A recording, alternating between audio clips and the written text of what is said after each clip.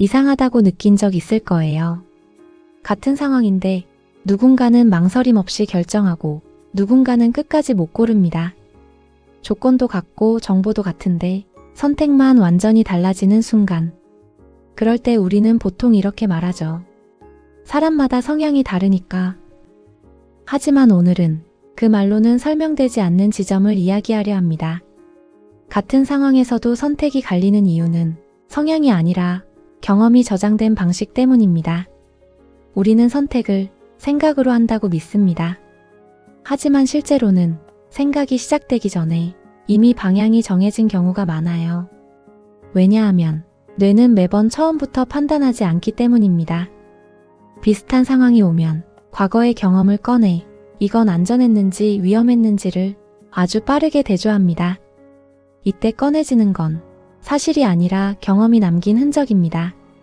중요한 포인트가 하나 있어요. 뇌는 경험을 그대로 저장하지 않습니다. 가중치를 붙여서 저장합니다. 감정이 강했는지, 결과가 컸는지, 통제할 수 있었다고 느꼈는지, 이 세 가지가 겹칠수록 그 경험은 더 강한 규칙으로 남습니다. 그래서 한 번의 큰 실패, 한 번의 강한 보상은 수십 번의 평범한 경험보다 선택에 더 큰 영향을 줍니다. 겉으로 보면 같은 상황처럼 보여도 어떤 사람에게는 이미 위험으로 분류된 장면이고 어떤 사람에게는 기회로 저장된 장면입니다. 이 차이는 의식적으로 바꿀 수 있을 만큼 단순하지 않습니다. 뇌는 이미 이쪽은 피하라 혹은 이건 가볼 만하다 라는 신호를 몸으로 먼저 보내기 때문입니다. 여기서 선택을 크게 가르는 요소가 하나 더 있습니다. 바로 통제감입니다. 같은 실패라도 내가 바꿀 수 있었어라고 저장된 경험과 어쩔 수 없었어라고 저장된 경험은 완전히 다른 선택을 만듭니다. 통제감이 남아있는 경험은 다시 시도하게 만들고 통제감을 잃은 경험은 비슷한 상황 자체를 피하게 만듭니다. 그래서 어떤 사람은 같은 조건에서도 앞으로 나가고 어떤 사람은 아예 선택지에서 지워버립니다.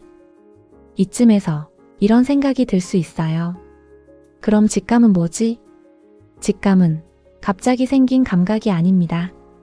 과거 경험이 몸의 신호로 압축되어 나타난 반응에 가깝습니다.